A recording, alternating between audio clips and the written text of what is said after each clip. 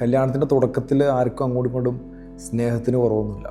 എല്ലാവരും നല്ല രീതിയിൽ സ്നേഹിച്ചും ബഹുമാനിച്ചും കെയർ ചെയ്തും തന്നെയാണ് കല്യാണം കഴിക്കുന്നതും ആ കല്യാണത്തിന് ശേഷമുള്ള ദിവസങ്ങളും. പക്ഷേ പലപ്പോഴും വൺ സൈഡഡ് എഫോർട്ടുകളാണ് ആ ബന്ധത്തിൽ പലപ്പോഴും ഒരു ഗ്യാപ്പ് ഉണ്ടാക്കുന്നത്. പലപ്പോഴും ഒരാൾ മാത്രമായിട്ട് അയാളുടെ ടൈം സ്പെൻഡ് ചെയ്യുന്നു, അയാൾ ത്യാഗം ചെയ്യുന്നു, അയാളുടെ എനർജി ഉപയോഗിക്കുന്നു, മറ്റേ ജസ്റ്റ് ഇതെല്ലാം റിസീവ് ചെയ്തുകൊണ്ടിരിക്കുന്നു, അല്ലെങ്കിൽ അയാൾ എടുത്തുകൊണ്ടിരിക്കുന്നു. പലപ്പോഴും ഈ പറയുന്ന സ്നേഹം എന്ന് പറയുന്നത് ഫെയ്ഡാവാൻ തുടങ്ങും.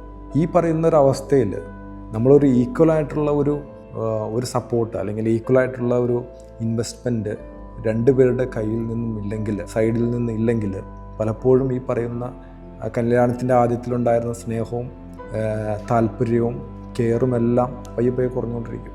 അൺഈക്വാലിറ്റീനെ കുറിച്ച് ഒരുപാട് പേര് സംസാരിക്കും. അതായത് പെണ്ണുങ്ങൾക്ക് പ്രത്യേകിച്ച് ഈക്വലായിട്ടുള്ള ഒരു പ്ലേസ് നമ്മുടെ സമൂഹത്തിലില്ല എന്ന് പറയും. എത്ര പെണ്ണുങ്ങൾ ഈ പറയുന്നത് പോലെ ഓരോ കുടുംബത്തിൻ്റെയും ഈക്വലായിട്ടുള്ള റെസ്പോൺസിബിലിറ്റി എടുക്കാൻ തയ്യാറാണ്. പിള്ളേരെ നോട്ടവും വീട്ടുപണിയൊന്നും വളരെ ചെറിയ ജോലിയാണെന്ന് ഞാൻ പറയുന്നില്ല.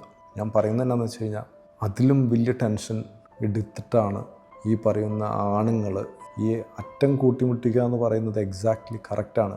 ആണുങ്ങൾ അത്രയ്ക്ക് എഫോർട്ട് എടുത്തിട്ട് തന്നെയാണ് അവരുടെ ആ കുടുംബത്തിൻ്റെ സ്റ്റാറ്റസ് നിലനിർത്തുന്നത്. മാരേജ് എന്ന് പറഞ്ഞാൽ ഒരിക്കലും ഒരു കൈമാറ്റ പ്രക്രിയയൊന്നുമല്ല. അങ്ങോട്ടും ഇങ്ങോട്ടും റെസ്പെക്റ്റ് ചെയ്ത് മുന്നോട്ട് പോകണം, പരസ്പര വിശ്വാസം വേണം, എടുക്കുന്ന പ്രയത്നങ്ങൾ അതൊരു ഈക്വൽ രീതിയിലുള്ള പ്രയത്നങ്ങൾ എടുക്കണം, മുമ്പോട്ടുള്ള വളർച്ചയെക്കുറിച്ച് ചിന്തിക്കണം. അതുപോലെ തന്നെ അതിൻ്റെ ഇടയിൽ ചെറിയ ചെറിയ കാര്യങ്ങൾ വരും. ഓരോരുത്തരും ശീലങ്ങൾ മനസ്സിലാക്കണം, അഭിരുചികൾ മനസ്സിലാക്കണം. അത് ഈവൻ നമ്മുടെ പേഴ്സണൽ ഹൈജീൻ പോലും അതൊക്കെ ഇതിൻ്റെ പാർട്ടായിട്ട് വരുന്നതാണ്. മാരേജിൻ്റെ ലോങ് ടൈം പലപ്പോഴും ഇത് നമ്മളെ ബാധിക്കും. അപ്പോൾ എല്ലാവരും അങ്ങോട്ടും ഇങ്ങോട്ടും ഈക്വലായിട്ട് ഇൻവെസ്റ്റ് ചെയ്ത് റെസ്പെക്റ്റും ട്രസ്റ്റും ഈ പറയുന്ന എഫോർട്ടും അവരുടെ പരസ്പരം വളരാനുള്ള മാർഗങ്ങളൊക്കെ ഷെയർ ചെയ്ത് ഇൻവെസ്റ്റ് ചെയ്ത് നിന്നാൽ മാത്രമാണ് മാരേജ് സക്സസ് ആവുള്ളൂ. അപ്പോൾ എല്ലാവരും ഇതൊക്കെ ശ്രദ്ധിക്കണം. അല്ലാതെ ആണുങ്ങളെ അല്ലെങ്കിൽ പെണ്ണുങ്ങളെയോ മാത്രം ഒന്നും കുറ്റം പറഞ്ഞിട്ട് കാര്യമില്ല. ഇതൊക്കെ ഈക്വലായിട്ട് എഫോർട്ട് എടുത്ത് ചെയ്യേണ്ട ഒരു കാര്യമാണ്.